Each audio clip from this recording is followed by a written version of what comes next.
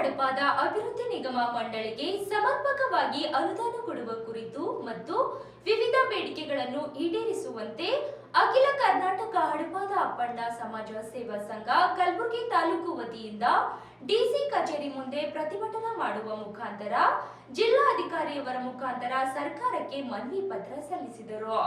Bureau report Chandrashekhar, Kalaburagi. Karnataka ರಾಜ್ಯಾದ್ಯಂತ ಹಡಪದಪ್ಪಣ್ಣ ಸಮಾಜದ ಮಾನ್ಯ ಸಿದ್ದರಾಮಯ್ಯ ಸರ್ಕಾರ ಮತ್ತು ಘನ ಸರ್ಕಾರದಲ್ಲಿ ವಿನಂತಿಯನ್ನು ಮಾಡಿಕೊಳ್ತಾ ಇದೆ.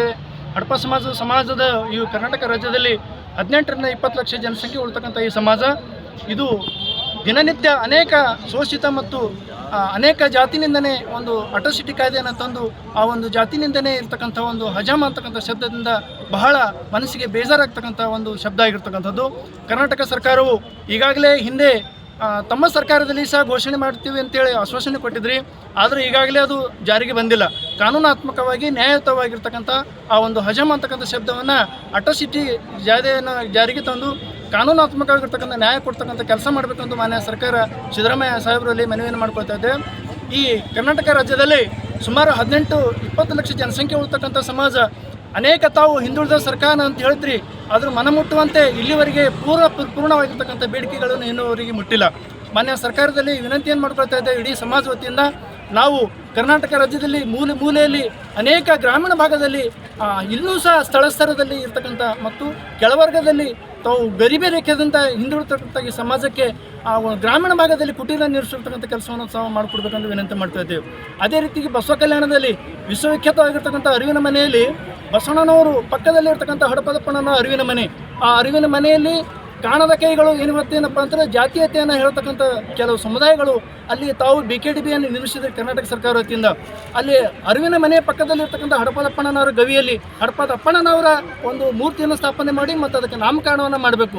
ಯಾಕಂತಂದ್ರೆ ಅನುಭವ ಮಂಟಪ 12ನೇ ಶತಮಾನದಲ್ಲಿ ಒಂದು ನಿರ್ಮಾಣ ಆಗಬೇಕಾದ್ರೆ ಹಡಪದಪ್ಪಣ್ಣನವರು ಸಿದ್ದರಾಮಯ್ಯ ಮತ್ತು ಅಲ್ಲಂ ಪ್ರಭುಗಳು ಬಂದಾಗ ಇದು ಸೂಕ್ತ ವ್ಯಕ್ತಿ ಇವರು ಅಲ್ಲಂ ಪ್ರಭುಗಳು ಅಂತ ಹೇಳಿರ್ತಕ್ಕಂಥದ್ದು ಏಕೈಕ ವ್ಯಕ್ತಿ ಹಡಪದಪ್ಪಣ್ಣವರು. ಅಂದ್ರೆ ಮೂಲ ಅಲ್ಲಿಂದೇ ಆ ಒಂದು ಅನುಭವ ಮಂಟಪ ಪರಿಕಲ್ಪನೆಯನ್ನು ಹುಟ್ಟಿರ್ತಕ್ಕಂಥದ್ದು. ಹಾಗಾಗಿ ಹಡಪ ಸಮಾಜದ ಭಾವನಾತ್ಮಕವಾಗಿರ್ತಕ್ಕಂಥ ಸಂಬಂಧವನ್ನು ಅದಕ್ಕೆ ಇದೆ. ಹಾಗಾಗಿ ತಾವು ದಯಾಳಾಗಿರ್ತಕ್ಕಂಥ ಬಸವತತ್ವವನ್ನು ಯಾವ ರೀತಿ ತಾವು ಆಚಾರ ವಿಚಾರಗಳಲ್ಲಿ ಜಾರಿಗೆ ಮಾಡ್ತಕ್ಕಂಥ ಮುಖ್ಯಮಂತ್ರಿಗಳೇ ತಾವು ತಮ್ಮಲ್ಲಿ ವಿನಂತಿ ಮಾಡ್ತೇವೆ ಸಮಾಜ ವತಿಯಿಂದ. ಈಗಾಗಲೇ ತಾವು ಈ ಒಂದು ವಿಷಯ ಕುರಿತಂತೆ ಹಲವು ಬಾರಿ ಸಮಾಜ ಹೋರಾಟವನ್ನು ಮಾಡಿದೆ, ಮನವಿಪತ್ರವನ್ನು ಸಲ್ಲಿಸಿದೆ. BKDB ಅಡಿಯಲ್ಲಿ ಬರ್ತಕ್ಕಂಥದ್ದು ಸಮಾನತೆ ಆಗಿರ್ತಕ್ಕಂಥ ಹಡಪದಪ್ಪಣ್ಣವರು ಬಸವಣ್ಣನವರು ಇದ್ದೇ ಇದ್ದಲ್ಲಿ ಬಸವಣ್ಣನವರು 40 ವರ್ಷ ರಾಜಕೀಯವಾಗಿ ಆಡಳಿತ ಮಾಡುತ್ತಿರ್ತಕ್ಕಂಥದ್ದು ಇತಿಹಾಸ ಇರ್ತಿರಲಿಲ್ಲ. ಅವರ ಬೆನ್ನೆಲುಬಾಗಿ ಅವರ ನೆರಳಾಗಿ ಅನೇಕ ಅವರು ಒಂದು 40 ವರ್ಷಗಳ 12ನೇ ಶತಮಾನದಲ್ಲಿ ಅನುಭವ ಮಂಟಪವನ್ನು ಜಾರಿಗೆ ತಂದು ಇವತ್ತು ವಿಖ್ಯಾತವಾಗಿರ್ತಕ್ಕಂಥ ಒಂದು ಹೆಸರನ್ನು ತರಬೇಕಾದ ಹಡಪದಪ್ಪಣ್ಣನವರು. ಹಾಗಾಗಿ ಅವರು ಅನುಭವ ಮಂಟಪದ ಪ್ರಧಾನ ಕಾರ್ಯದರ್ಶಿಗಳಾಗಿ ರಕ್ಷಕರಾಗಿ ಒಂದು ವಚನಗಳ ಸಂರಕ್ಷಣೆ ಮತ್ತು ಬಸವಣ್ಣನವರ ರಕ್ಷಣೆ ಮಾಡಿರ್ತಕ್ಕಂಥ ಇತಿಹಾಸ ಇದೆ.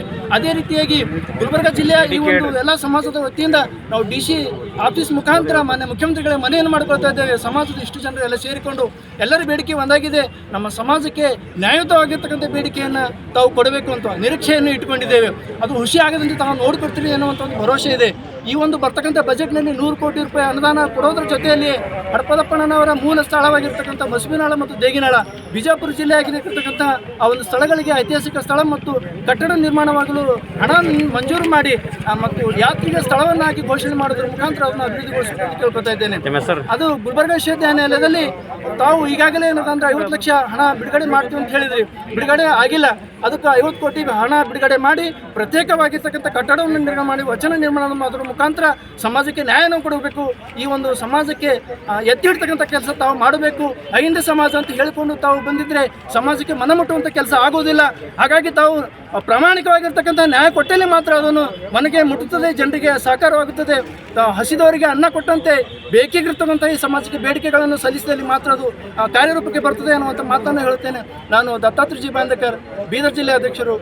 ಎಲ್ಲರಿಗೂ ಶರಣು. ತೊರಸಹಳ್ಳಿ ಅವರ ನೇತೃತ್ವದಲ್ಲಿ ಅವರಿವರನ್ನದ ಎಲ್ಲರ ನೇತೃತ್ವ ನೂರಾರು ಸಂಖ್ಯೆಯಲ್ಲಿ ಇಂದು ಪ್ರತಿಭಟನೆ ಮುಖಾಂತರ ಕಲಬುರಗಿ DC ಆಫೀಸ್ ಎದುರುಗಡೆ ಒಂದು ಹೋರಾಟವನ್ನು ಮಾಡ್ತಾ ಇದ್ದೀವಿ. ಏಕೆಂತಂದರೆ ಹಡಪ ಸಮಾಜದ ವಿವಿಧ ಬೇಡಿಕೆಗಳು, ನಾನಾ ಬೇಡಿಕೆಗಳು 16 ವರ್ಷಗಳಿಂದ ಎಲ್ಲ ರೀತಿಯ ಹೋರಾಟ ಮಾಡಿದೆವು.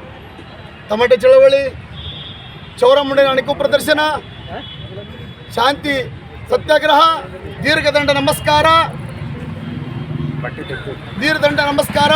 ಮತ್ತು ವಿಭಿನ್ನ ರೀತಿಯ ಒಂದು ಚಳವಳಿ ಮತ್ತು ಹೋರಾಟ ಮಾಡುವ ಮುಖಾಂತರ ಇವತ್ತು ನಾವು ಹೋರಾಟ ಮಾಡಿದೆವು.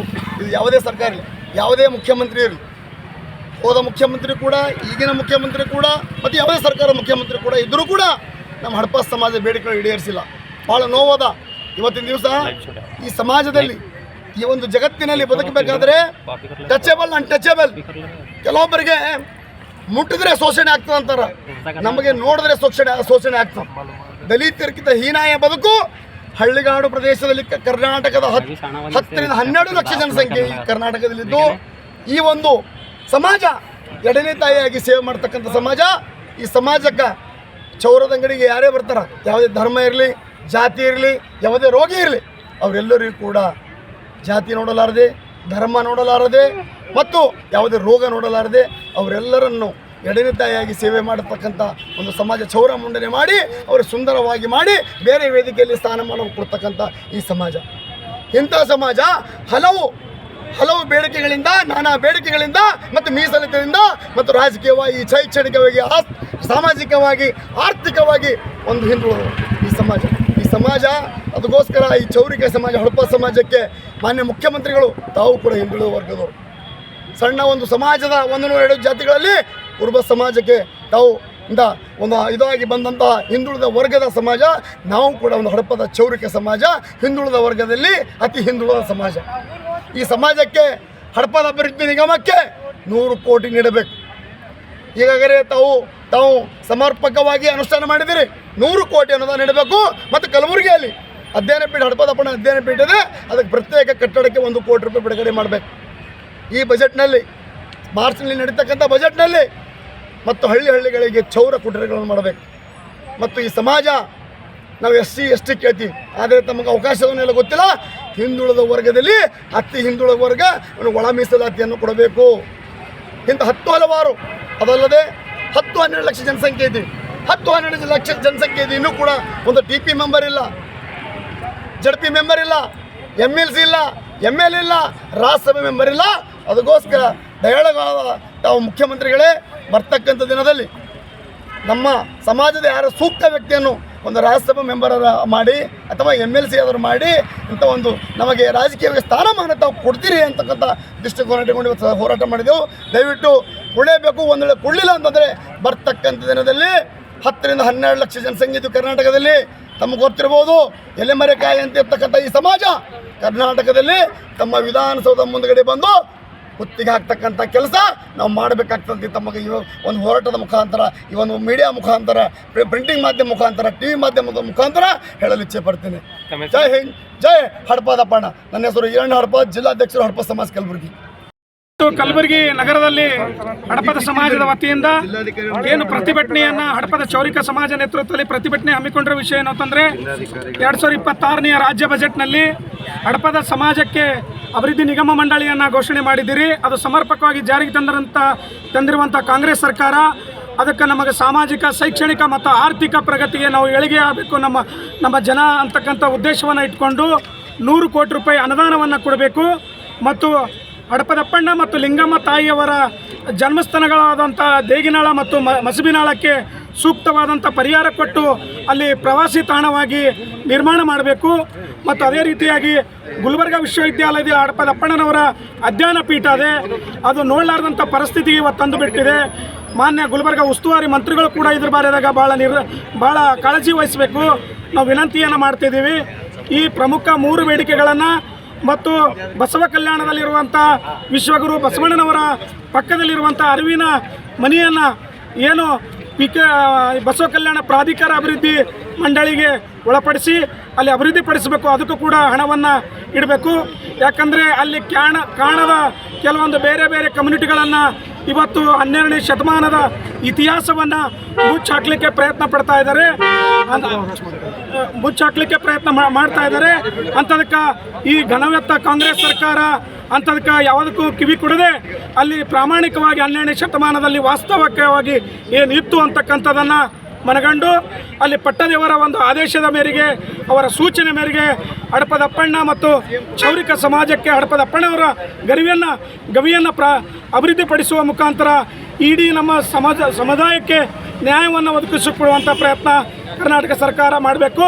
ಸಿದ್ದರಾಮಯ್ಯರ ಸರ್ಕಾರ ಯಾಕಂದರೆ ಹಿಂದುಳಿದಂಥ ಸರ್ಕಾರ ಮತ್ತು ಬಡವರ ಸರ್ಕಾರ ಅಂತ ಹೇಳ್ತೀರಿ. ದಯವಿಟ್ಟು ಇವೆಲ್ಲ ಪ್ರಮುಖ 4-5 ಬೇಡಿಕೆಗಳು ಬರ್ತಕ್ಕಂಥ 2026 ಬಜೆಟ್ನಲ್ಲಿ ತಾವು ಅನುದಾನ ಕೊಡುವುದರ ಮುಖಾಂತರ ನಮ್ಮ ಸಮಾಜಕ್ಕೆ ಮುಖ್ಯವಾಹಿನಿಗೆ ತರಬೇಕು ಅಂತಕ್ಕಂಥ ವಿನಂತಿ ಮನವಿಯನ್ನು ತಮ್ಮೆಲ್ಲ ಮಾಧ್ಯಮ ಮಿತ್ರರ ಮುಖಾಂತರ ನಾ ಮನವಿಯನ್ನು ಮಾಡ್ಕೋತಾ ಇದ್ದೀನಿ.